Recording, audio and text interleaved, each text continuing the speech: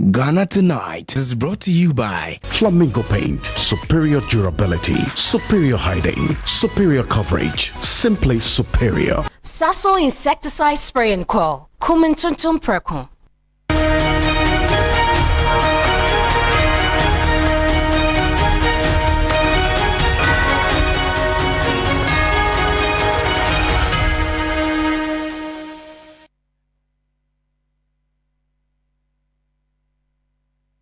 A very good evening to you. This is Ghana Tonight, top of the news this hour. Tonight's good news developments for consumers as PURC announces reduced cost of water and electricity. Tonight, everything you need to know. Meanwhile, questions are already coming up about how long that will last as fuel prices are projected to go up. Tonight, commercial drivers hint at an upward adjustment in fares. And this week, recruitment into the security services have sparked nationwide conversations about, but the question it really is, to what end? Tonight, we examine what's next after the noise of the debate fades.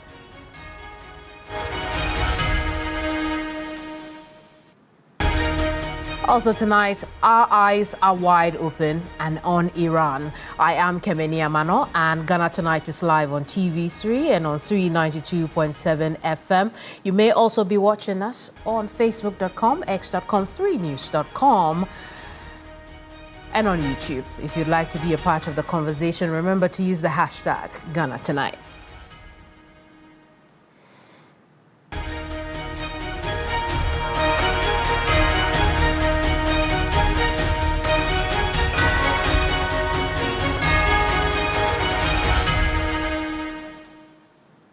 Thank you very much for your company here on the program. We'll start off with the summaries.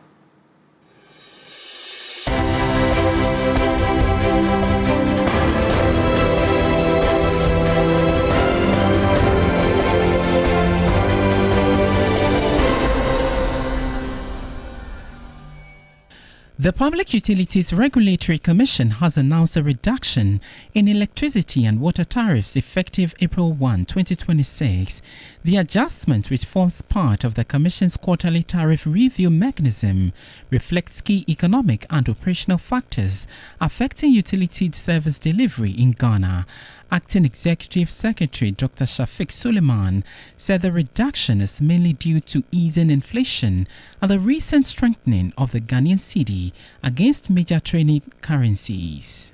The most important parameter has been the exchange rate and then the inflation. But then they saw a downward trend, but weighted average cost of gas saw an upward trend, and then the hydrothermal mix, we maintained that across board.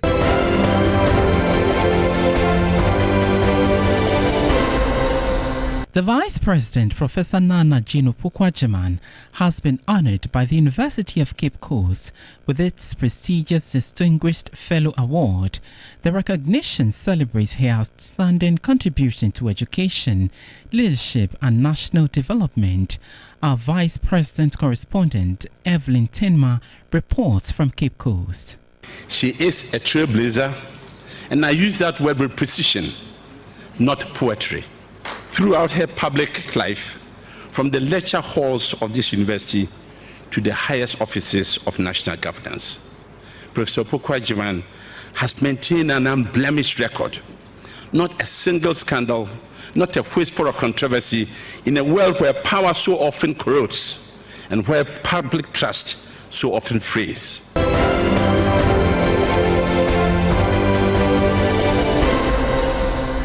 The Ghana Police Service has held high-level discussions with a visiting delegation from the New York City Police Department aimed at strengthening cooperation in modern policing and intelligence sharing. The Inspector General of Police, Christian Teta Yohonu, received the delegation at the police headquarters in Accra, together with members of the Police Management Board. A key aspect of the discussion centered on plans to sign a memorandum of understanding between the Ghana Police Service and the New York City Police Department. Crime level as at this time is very low because of the serious work, the impact we give to our men on the field. And I can assure you that Ghana is quite peaceful. It's one of the peaceful countries.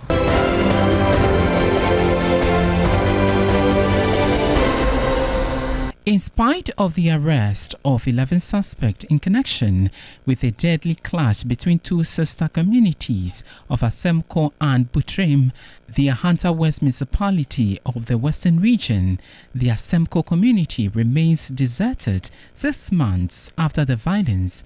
Meanwhile, the chief of the Butre and Asemko divisional area, Nana Ijabuchia X, is calling on the government to establish a security post in the area to prevent future conflicts. Ukraine Yahanum security sem ye weak.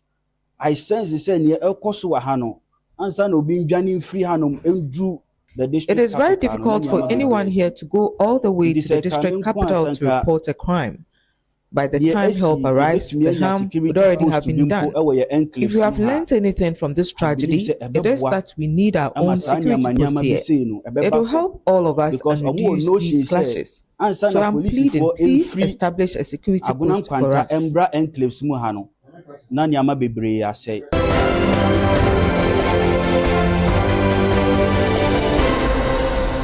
Former Thomas Partey's legal case has been adjourned to April 10, 2026 at a preliminary hearing at Westminster Magistrates Court on Friday. The former Arsenal FC midfielder did not appear in court after being excused from attendance. The 32-year-old was charged last month with 2 counts of rape relating to an alleged incident involving a woman in December 2020. His lawyer, Emma Fenn, told the court that Partey intends to plead not guilty to both charges.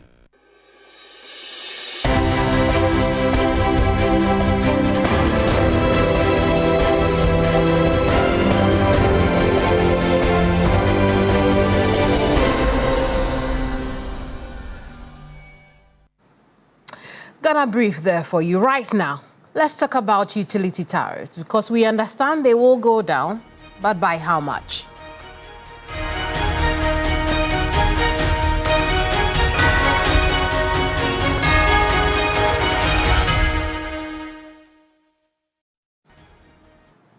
Utility tariff will be lower the next time you buy electricity or water units. The regulator announced new lower prices to take effect from next month.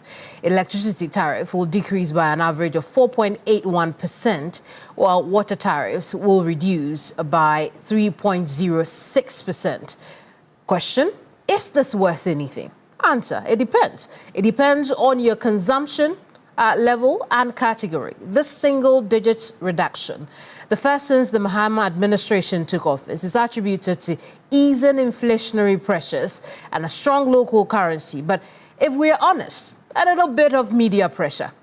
Here's the executive secretary of PURC. We explained to you previously that we have what we call the multi-year tariff order. That is done every 3 years.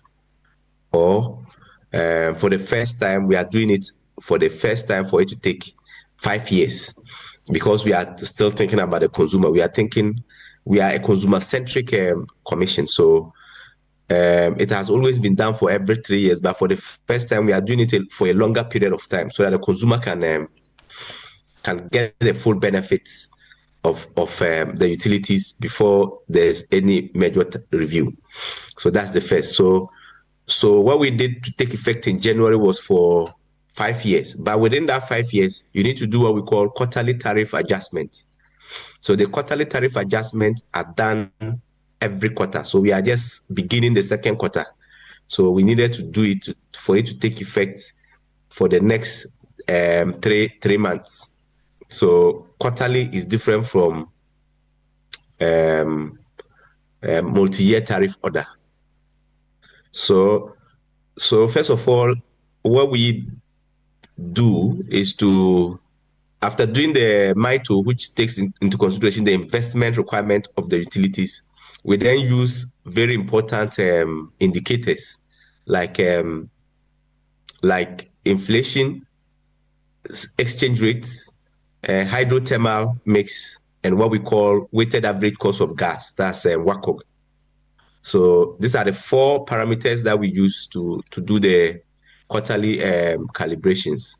So within this four last three months, January till date, there've been some improvement in the exchange rates consistently. There've also been some improvement in inflation consistently, and then the hydrothermal mix has also been maintained, even though we are increasingly getting a higher demand for thermal power, because the hydro is constant. So thermal power demand is increasing much more. So it means that there's more higher power, there's more expensive power being made available to the consumer. But we still maintain it because we wanted to keep a very, very good downward trend for consumer. So we didn't really consider that much. And then the final one is what we call WACOG. So what is 4.81% worth to you? I don't think in percentages. So I asked the research desk to do the work.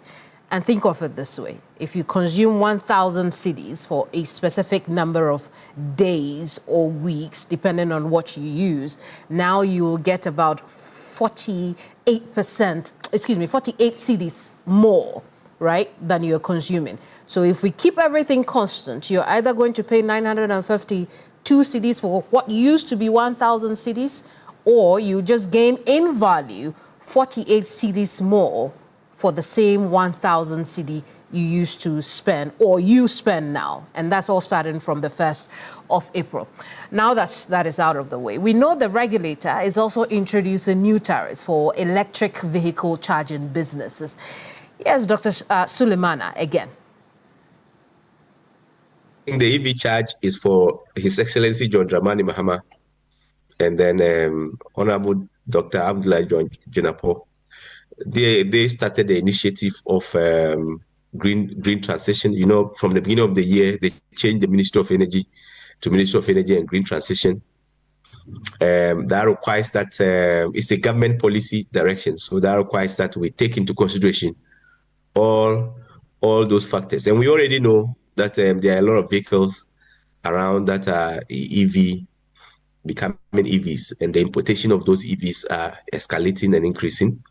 So as a regulator, we wanted to take the lead and set the parameters right. We at the beginning of the year also engaged an association of e-vehicle charging point operators. And they've also made it known to us that they needed a reference price. And they are expecting that to come from the PURC.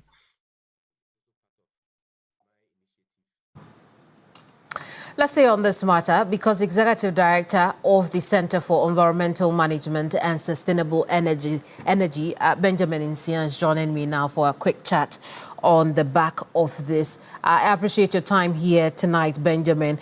But, you know, what we're hearing is that this reduction should have even been lower. Why do you say so? I think I've listened to my senior and old school boy, Dr. Suleiman. I think that his administration is doing well, but they need to improve, especially when it comes to consistent methodology and also consistent adaptation of data sources. The reason why we expected quite very lower tariff reduction or higher tariff reduction, depending on how you look at it, is because of the methodology, historical methodology, and also the source of data. So if you look at last year, we had about 4 tariff adjustments, but you only have cumulatively 3 because the first and second quarter was consolidated together to begin on 3rd May 2025. we had the third quarter somewhere in July, and also had the fourth quarter somewhere in October. And these data were projected based on projected inflation as well as projected exchange rate. However, what we have observed in the recent tariff announcement for the second quarter of 2026, based on, they use historical data. What that means is that when you use historical data, the consumer had already moved beyond those months. For example, if you look at just this announcement, they use data from December, January, and February. When you use these are historical data, the consumer has already moved out of it. So it means that the consumer is going back to pay for some higher inflations in December, or the consumer is moving back to pay for some higher exchange rate in December or January. If they had used projected, it means that the inflation which they use 4.17 would have been lower than the inflation they use, would have been around 3.2 or maybe 3%, and that means that the 4% decline would have gone far higher than the 4% or 4.8% they projected. I see. If also they had used... And so, Benjamin, just quickly for me, if this is what you say, then tell us what should have been the true level or percentage of reduction?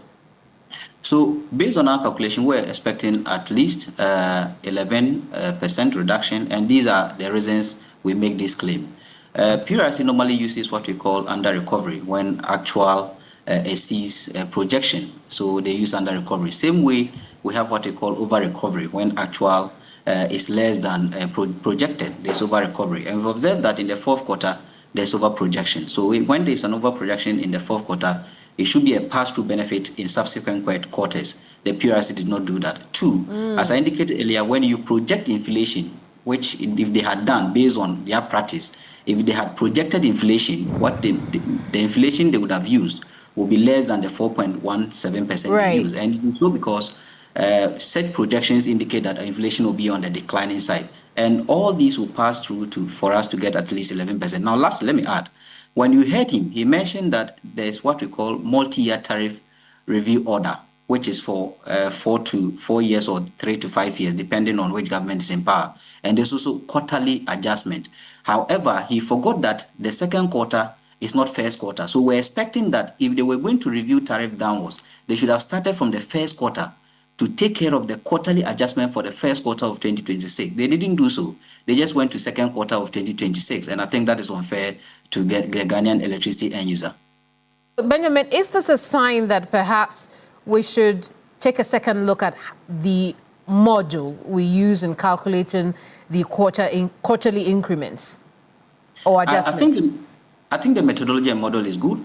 We know the various factors, the energy mix, he mentioned them. We know the exchange rate, he mentioned it. We know the inflation, he mentioned it.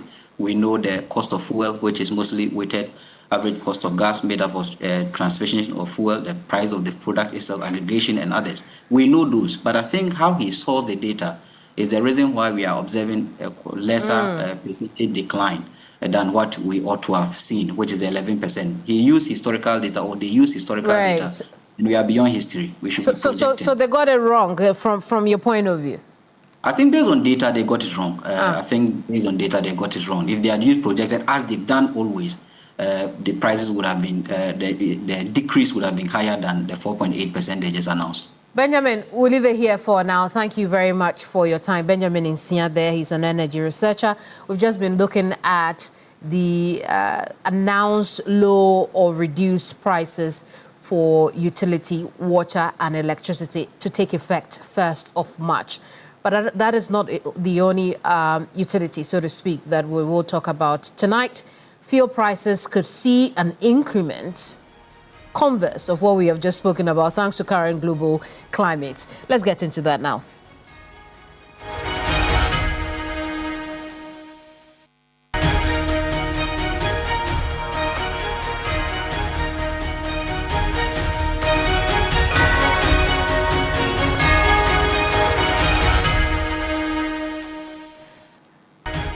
Now, here's the thing. Drivers in Ghana are threatening to review upwards the cost of commute after new figures project there could be an increase in fuel prices.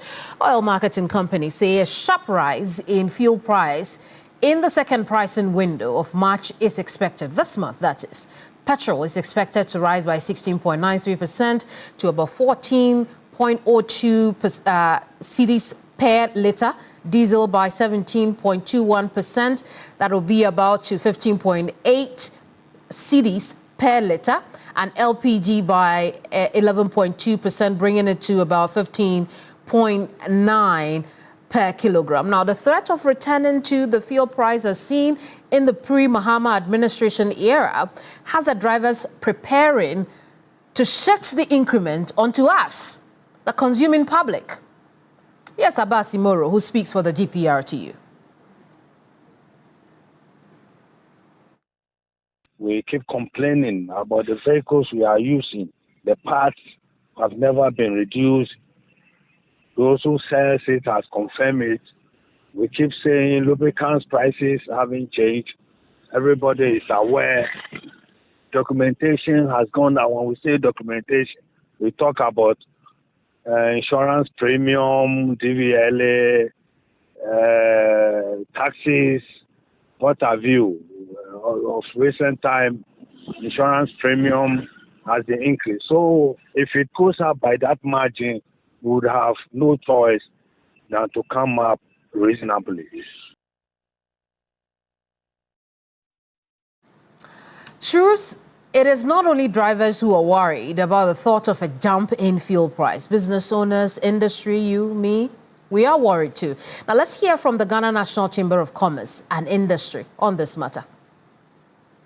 It's really not a good news. When prices of fuel goes up, it affects everything. It's the major cause of inflation. Or basically what we can do is to ensure that our strategic reserves are enough to contain some of these shocks. So unless we don't have that much strategic reserves, we would find ourselves in a position that will not be too good for the nation. It's something that we called for. At the last time that there was the increment, we had planned to go on a demonstration against the PRC. For it going down, we think that that's good. It should have gone down even much more. We are looking at about 6 to 7% reduction in utilities. But be that as it may, I think we will make do with that, expecting that it will go down further in the coming months. Let's have a quick chat on the back of this, because we've got utility going down, a projection of fuel price increase, obviously, thanks to global events or the global climate at the moment.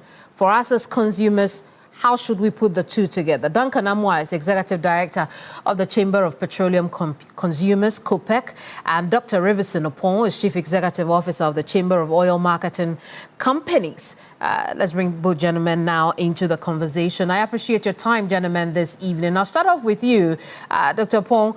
Let's first establish this. What exactly is influencing this projected increase of almost 16% for petrol alone and 17% for diesel? And thanks for having me here as well. Mucho. I think for the past 2 weeks, we've been engaging. We've been engaging with you, we've been engaging other media houses, explaining and predicting what's ahead of us in terms of affordability of fuel. It started with understanding supply security in the midst of energy security. So energy security will cut across energy or fuel availability, accessibility, which we're having an issue with today, and hence affecting affordability. And I always want to say that for now, or even forever, in Ghana here, let's not politicize fuel prices. As we can see, regime over regime, no government of Ghana has control over fuel prices, especially when it has to do with benchmarking it with international prices. Today, you and I understand the impact of the Iran-Israel war affecting the Strait of Hormuz in terms of accessibility, and affordability. The oil and gas is available in that region, but today it's not accessible, therefore affecting prices. In Australia today, in India today, in Pakistan today, these areas that are depending solely on this region are suffering supply issues and pricing issues. We are in the western corridors of the energy market, therefore supply security is not an issue. However, let's state it emphatically that as far as pricing is concerned, Ghana will not swerve this. We are going to bear it. Dangote is in Nigeria, but fuel prices in Nigeria have increased for over 45% today in Nigeria. So since we are operating on an average of 2 weeks window, which is on a test today as we speak, because we saw fuel prices being increased this week, spot purchases happened because the BDCs were de-risking their trading, which I totally understand. So we see fuel prices going up, and I think this is not supposed to be a news to anybody in the country because we saw it coming. I want to bring in Duncan at this point. Duncan, for you at COPEC, do you see the same projections? Kemi, the only thing we would differ on has to do with what the NPA says, what COMAC says.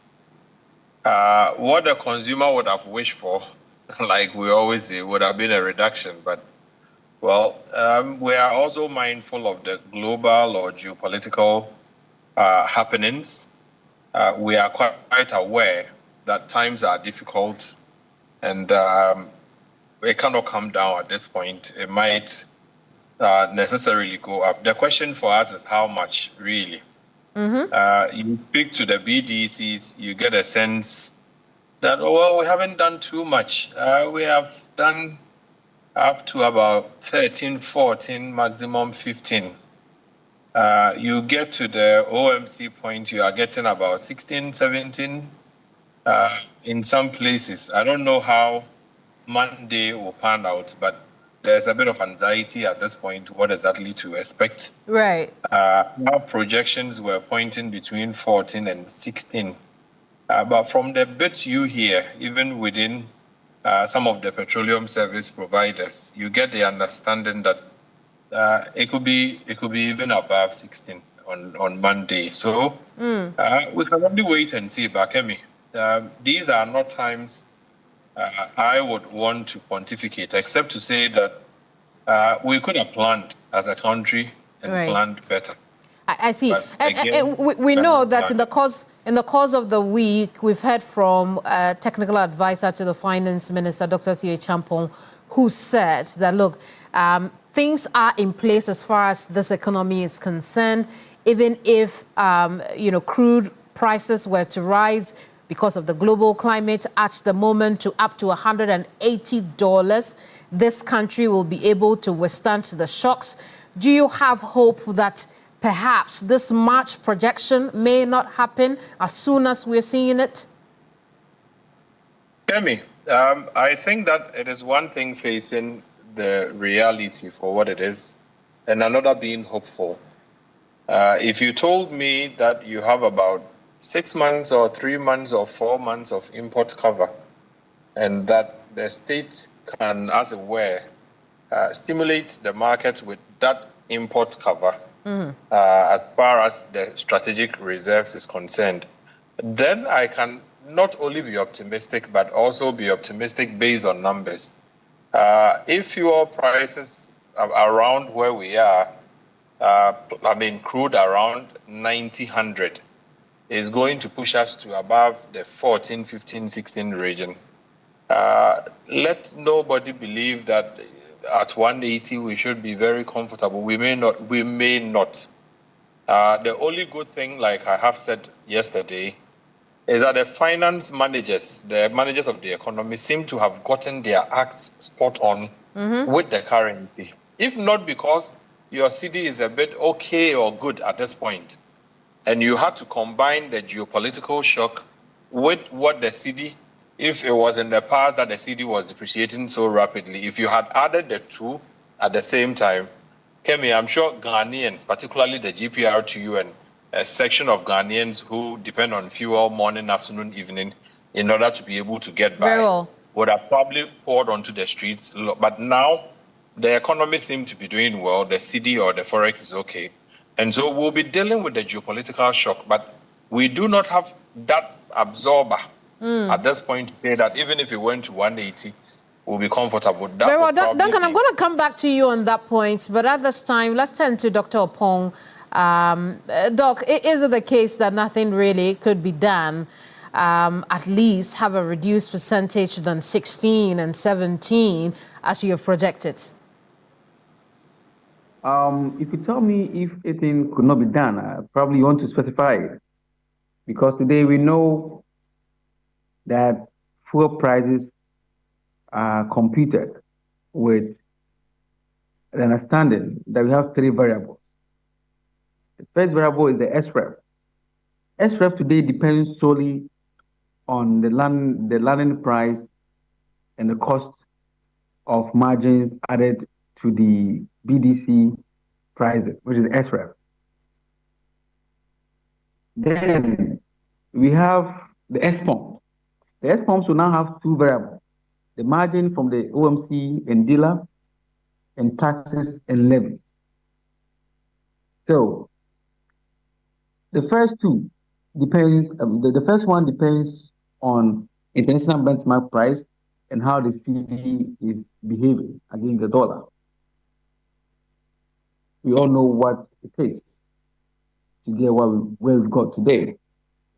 Then the second one, which is the OMC's, I would say, part of the price when it comes to their commission and all about.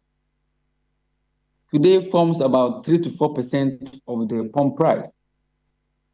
Competition is swallowing everything that the OMCs and LPGMCs are due in terms of margin.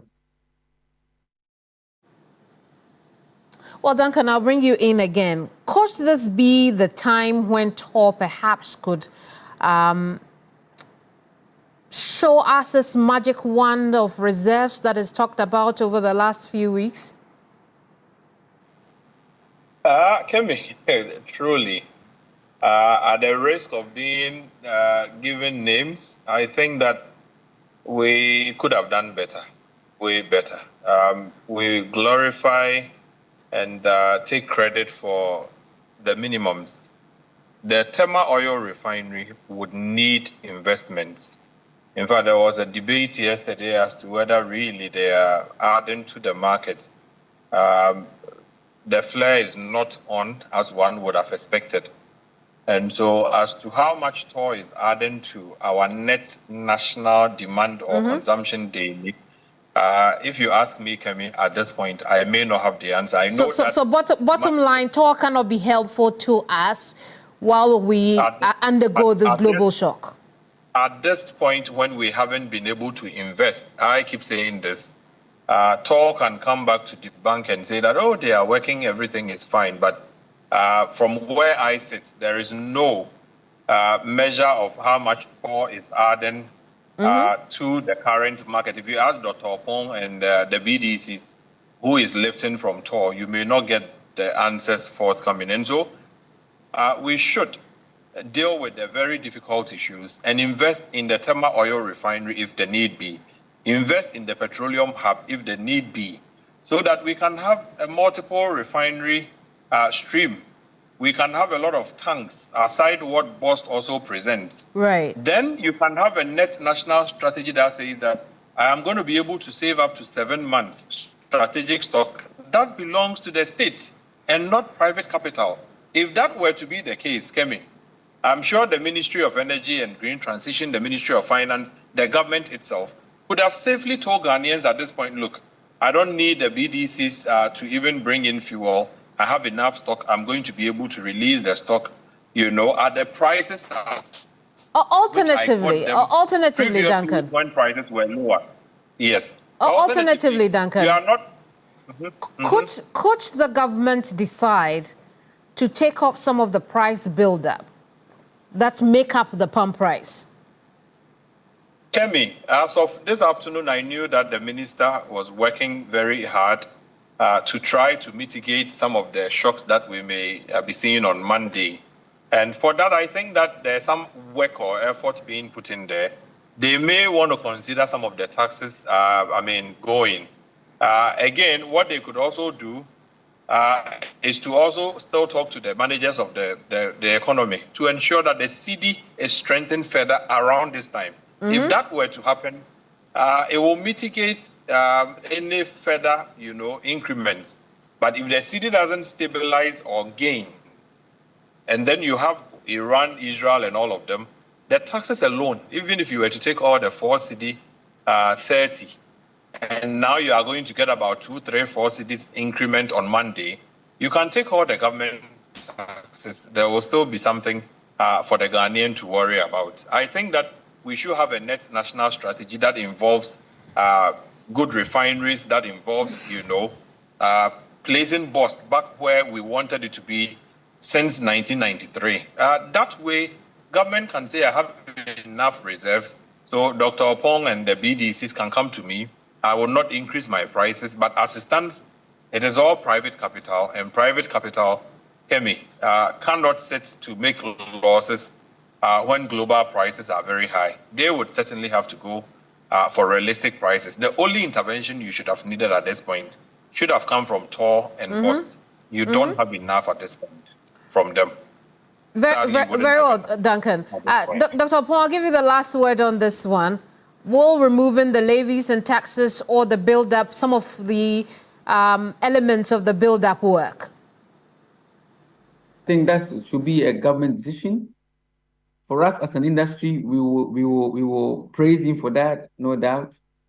We'll be happy to hear that there is some level of tax holidays in the midst of fuel price hike globally.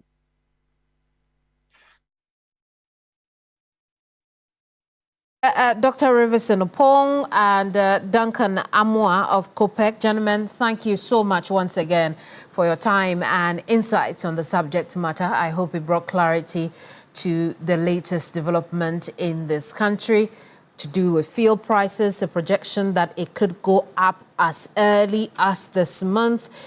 There's no fixed date yet because we will hear from the government along the line. Thanks to global geopolitical shocks that are happening at the moment. We've also told you that at the same time, we are seeing a reduction in utility tariffs. It's unclear whether or not this is all some kind of a symbiotic development taking place to cushion the consumers or the consuming public one way or the other. We'll know that perhaps in later broadcasts. Right now, however, if you don't know it yet, it is the 14th day since a new war in the Middle East. We have been talking about the geopolitical shocks across the world. Tonight, we are keeping our eye on Iran.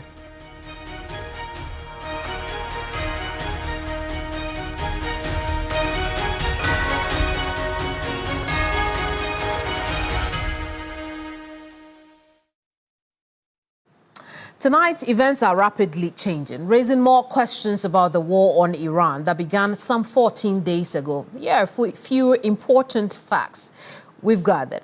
Now, today, 2,500 U.S. Marines and at least one extra warship have been deployed to the Middle East. It is unclear if there will be U.S. boots on Iran's soil soon. But what is clear is that it is a significant development.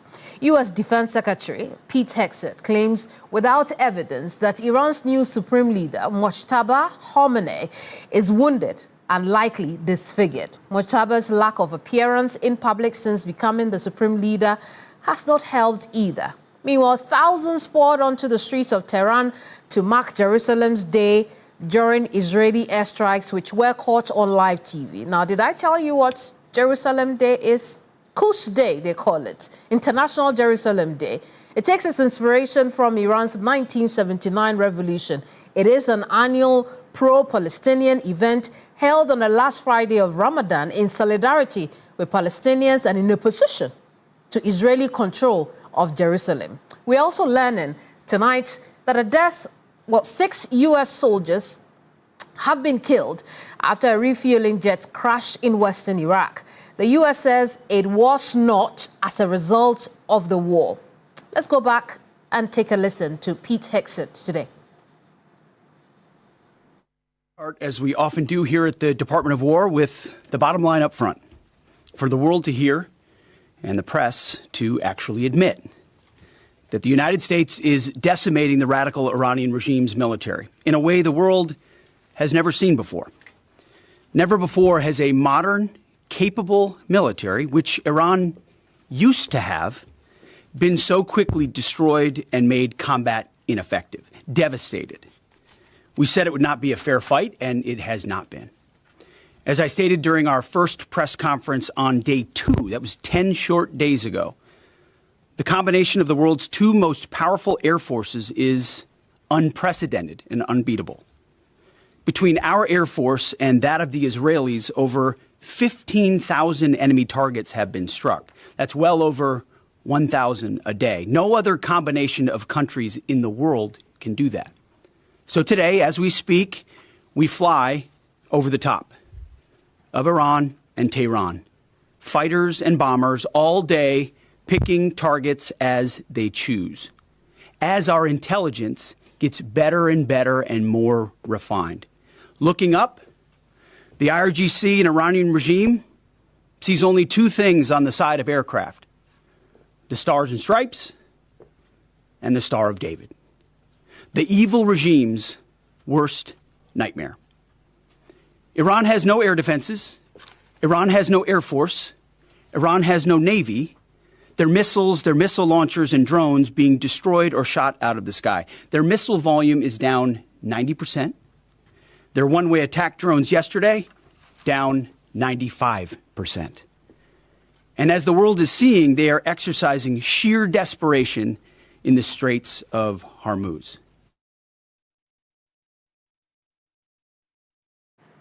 Well, Pete Hegseth there, obviously assuring the American people and American allies that America is on top of the war at this time. Whether or not he doing his job well is in the interest of humanity, that's not the focus of our conversation tonight. But I would like to show you this. The true cause of the war, the needless deaths. Take a look.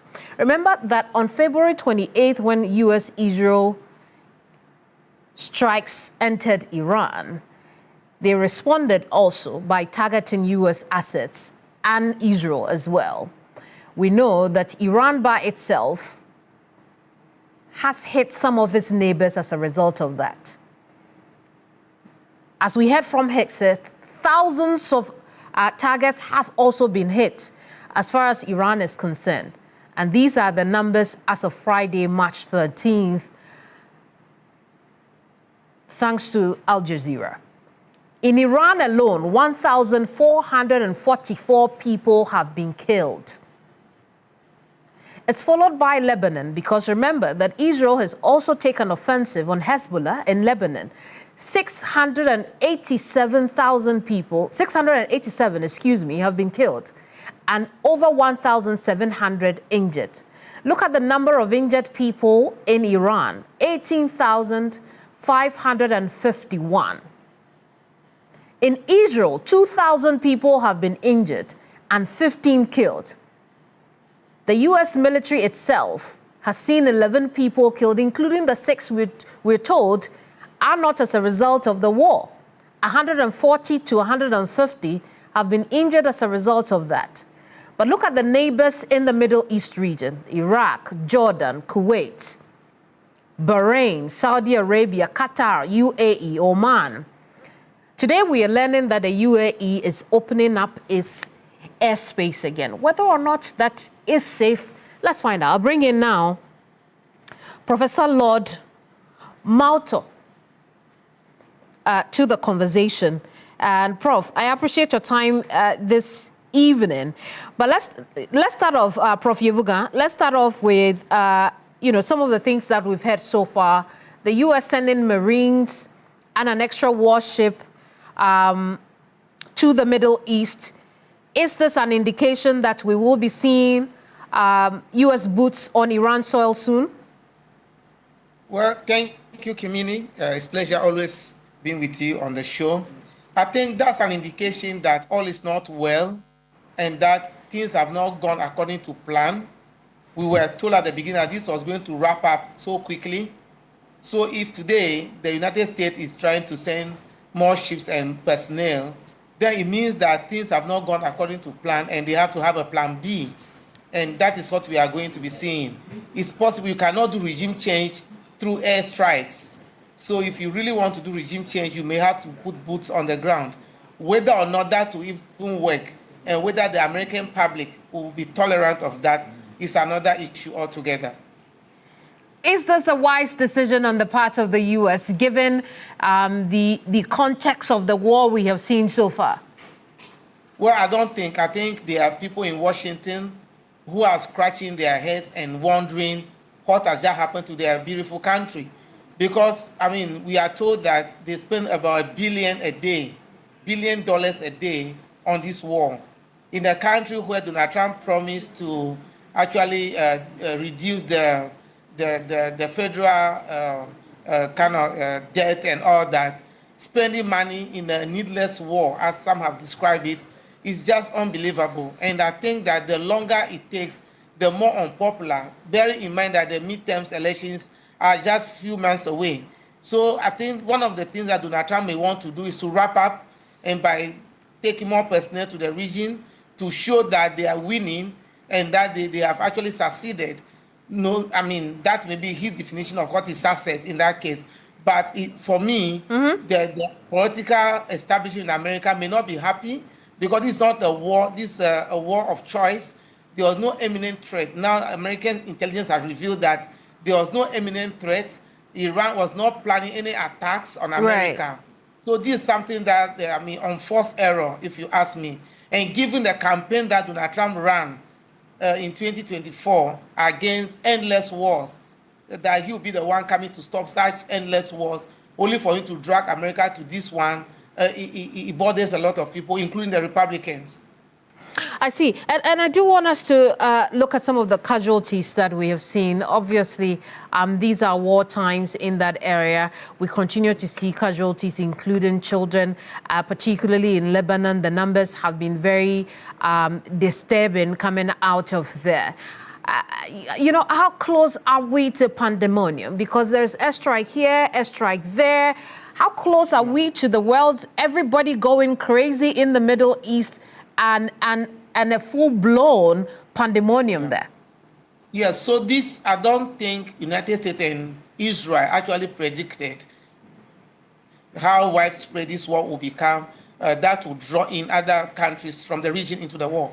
And if care is not taken, it becomes full-blown regional war. And the Third World War that Donald Trump used to caution us about, Kamala Harris. And Kimini, in all this, what baffles me is that it's almost as if we live in a lawless international system. I mean, just imagine 2003, look at the global outcry against George Bush going to Iraq. But today, the United Nations voice is being drowned out. And in 2003, Kofi Annan stood strong to demand answers and to call it as an illegal intervention in Iraq. Today, the Secretary General has spoken, but nothing has happened. And with impunity, America is like going to war without regard to the rules-based international system. And that's, for me, that's so surprising. Nobody talks about the UN international law. We just say it's okay. They can go bombing other countries. Regardless of the reasons, we seem to be giving them a blank check to go ahead and do whatever they're doing, killing innocent people. And the death toll is going to rise if the bombings well, continues. Prof, I want to put a few developments together. I'm running out of time. I want us to look at the UAE opening its airspace back, whether or not that is a very careless thing to do at this time. We also look at the absence of Mojtaba Khomeini in public. We haven't seen him. The U.S. is indicating, again, without providing evidence, that he is injured and disfigured. Why do you think he's not out in the open? What are your thoughts on these? Well, first of all, I mean, he not being open, that could be a strategy by the Iran. Remember that Israel has vowed that anybody who is chosen will be eliminated. So to be foolhardy on your part, to show yourself when you can be easily killed.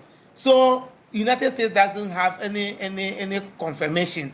They are just speculating. And that's warfare. In warfare, propaganda works. You want to diminish your opponent by spreading untruth. That's what America is. They want to win the propaganda war. That is a weak regime and the leader is wounded. There's no evidence to support that. It could be Iran's strategy of not exposing the new leader. It could be that he's hurt. We don't know for sure. But there will be, why would they vote for somebody who is not well, who is injured to take over when there are a lot of other people that could have been easily chosen? So I'm not buying the propaganda. Let the truth come out eventually. It could be that this strategy Iran, they are just being cautious. I guess we're going to have to hope so. But the UAE opening up its airspace, we've also seen the president of Iran engage, the Egyptian president as well. Obviously, a good sign that they're getting back in the good books of their neighbors in the Middle East. Touch on these two issues for me quickly. Well, it is important for Iran to work with its neighbors. You live in a neighborhood, and no matter what happens, Americans will not be there forever. You will have your neighbors with you forever. So it's a good thing that they are trying to reach out to their neighbors. As for UAE opening their airspace, that could be dangerous. Because remember, Iran wants to hit the West where it hurts. They are targeting their bases in those countries. So if you are UAE, you are Qatar and those countries that Iran is attacking, why would you go ahead and open your airspace? What are you trying to prove? So it's very risky, and everybody will have to be very careful. Should the U.S. worry about Iran reestablishing cordial relations with its neighbors again? Of course, the U.S. will be worried because, you see, the whole plan was that they want to demonize Iran and create the impression that this regime is illegitimate and that is very unpopular. There will be popular uprising. The regional neighbors are going to rise up, and all those are not happening. Very well. So they'll be worried that the regime is gaining legitimacy once again. Very well. Prof, always a pleasure talking to you. Professor Lord Mauto Yevuga is an international relations expert. And I'll take a break now. When we come back, let's talk about the recruitment controversy that's hit this country this week. I'll be right back. Don't go away.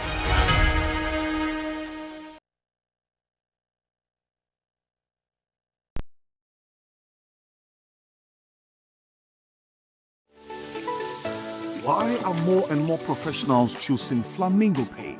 As an interior decorator, I aim for that beautiful, elegant look.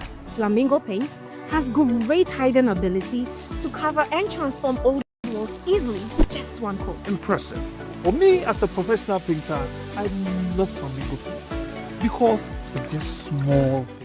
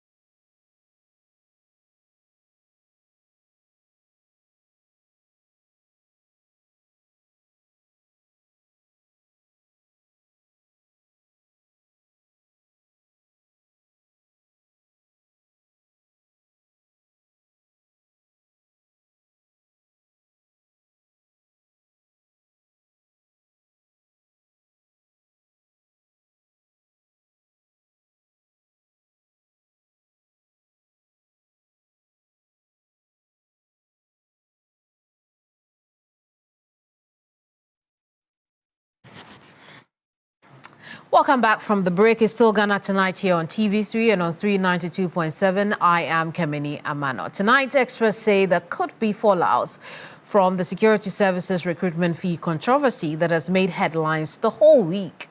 More than 500,000 people have been trying out for a few thousand slots in the security services, sparking national debate on transparency, equity, and outdated recruitment ecosystem.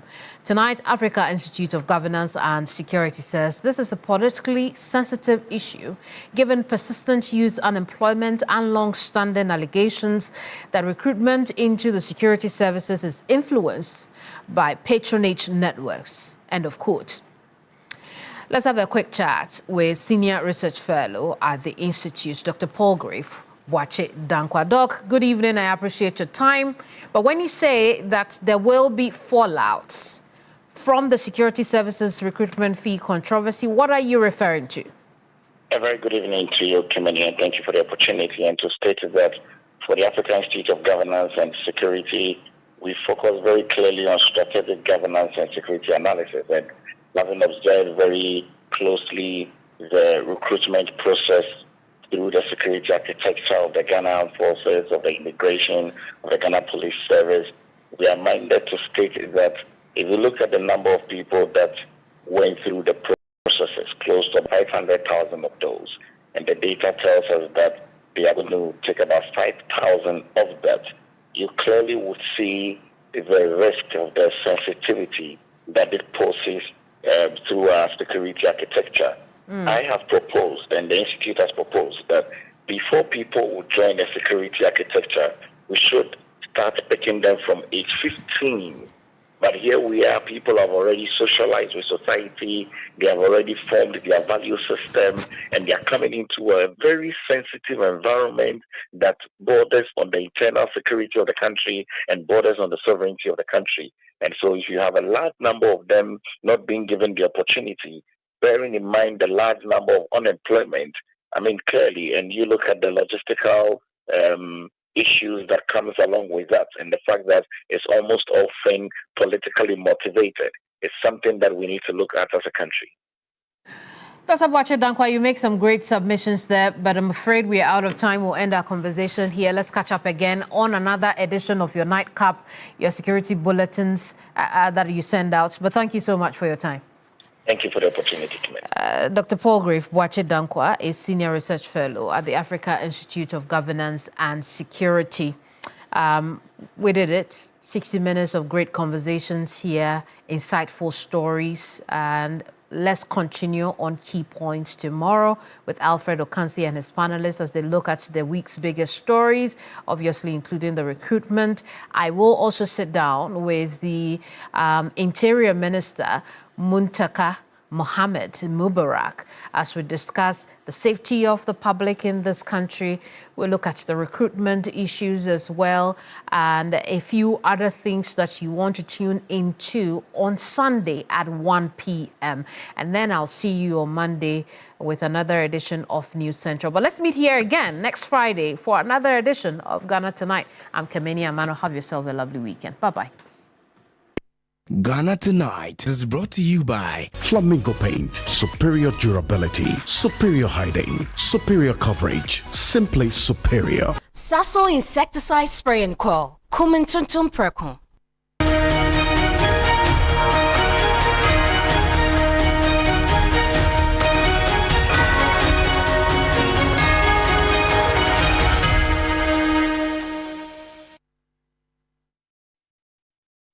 Did you know in 2024, Ghana's iconic kente cloth was inscribed onto UNESCO's representative list of intangible cultural heritage of humanity?